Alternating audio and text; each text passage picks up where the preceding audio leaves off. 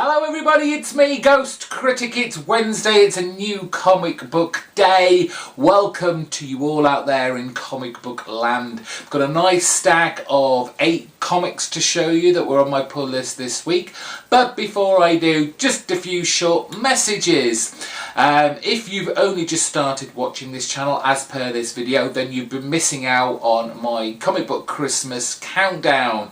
Thank you to all the people that have been supporting it and watching it. I've been doing daily videos since December the 1st. There will be another one out either before this video or just after, and that finishes off the first batch, and I'm now on to my top 10 favourite issue number 1s of 2016. Starts tomorrow, so if you don't want to miss out on any of those, please hit the subscribe button and you'll get that in your YouTube feed every day. The next 10, I've got a feeling maybe a little bit longer than the 2-3 minute ones that I've been doing over the last 13 or 14 days, just because I'll probably have a lot more to say about them because I had a good time. Next Wednesday will be my last comic book pull list video, because then it will be Christmas and I'm away right through from Christmas Eve to probably New Year's Day, maybe the day after. So I don't know when I'll be getting the comic books for that week between Christmas and New Year. So I'm just going to say I'll call it a day for those for this year, and I'll start afresh in 2017. I hope you don't mind. If I get the chance, I'll post some pictures up on Twitter so you can have a look there. If you're not following me on Twitter, feel free. As you can imagine, it's at GhostCritic, so easy to find. What else? I know I haven't done a comic book review video for November yet. It is finding the time between doing all the rest of these videos, but I will get one done. It was another weird month where, although I enjoyed my books, I'm struggling to find my top 5 that really were like, wow. So bear with me, it will come out eventually. Hopefully this weekend, fingers crossed.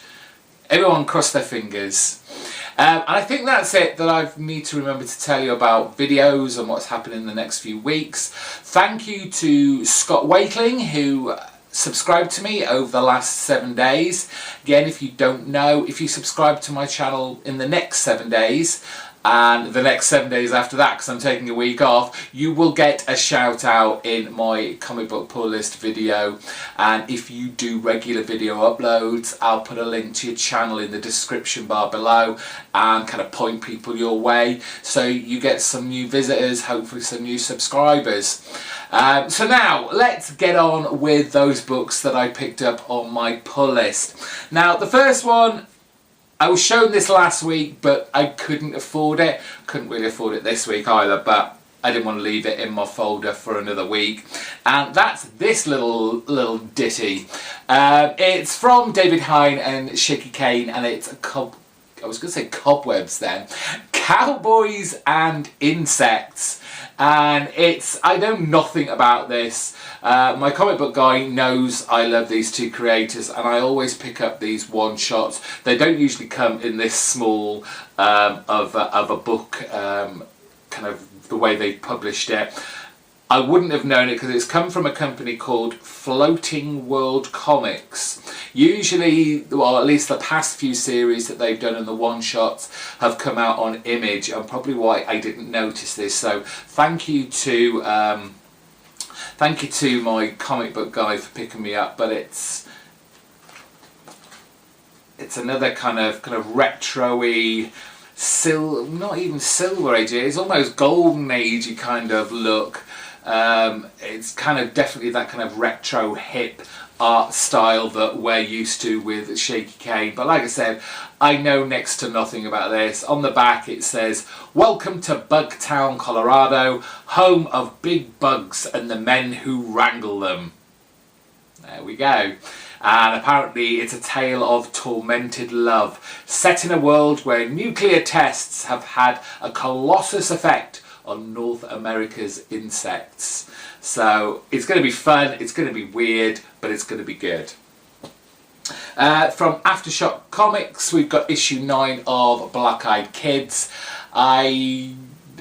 When 2017 comes, I'm going to have a serious look at my pull list and what just isn't cutting the mustard anymore, because this, as much as I enjoyed it at the beginning, the quality isn't there anymore. It's slipped maybe about there. It's not bad by any measure, but you know, what I'm spending, I mean, this is a $3.99 book, when I'm spending that much money, I want to get my money's worth. I want to get my enjoyment's worth out of it. I'm not quite getting it from this title anymore.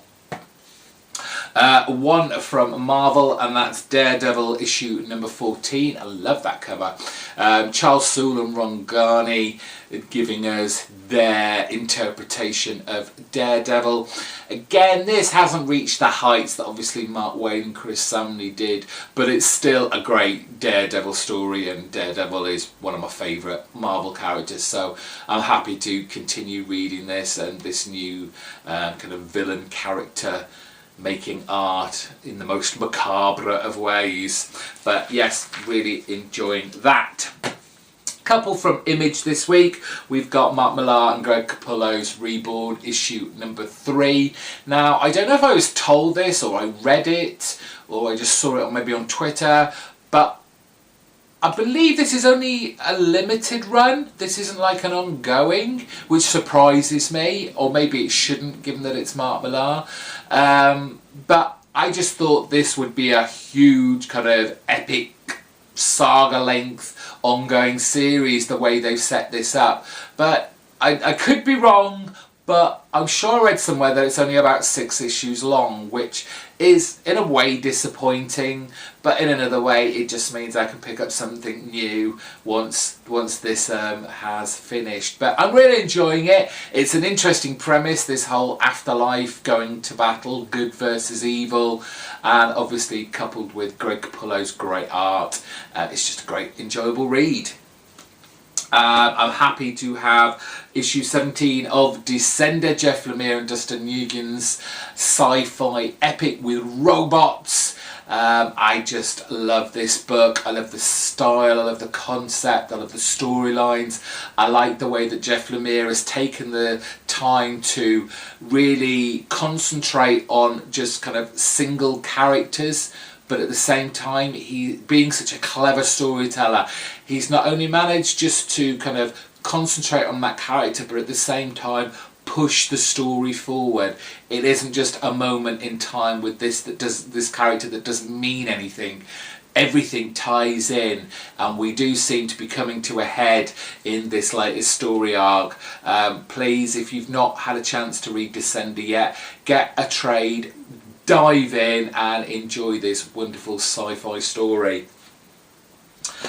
Moving on to DC, and we've got issue 12 of Wonder Woman.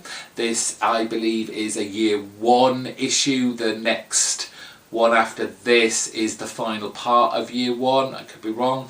I felt this and it felt really thick, and I was like, oh, we've got extra pages for whatever reason, because it's still the same price.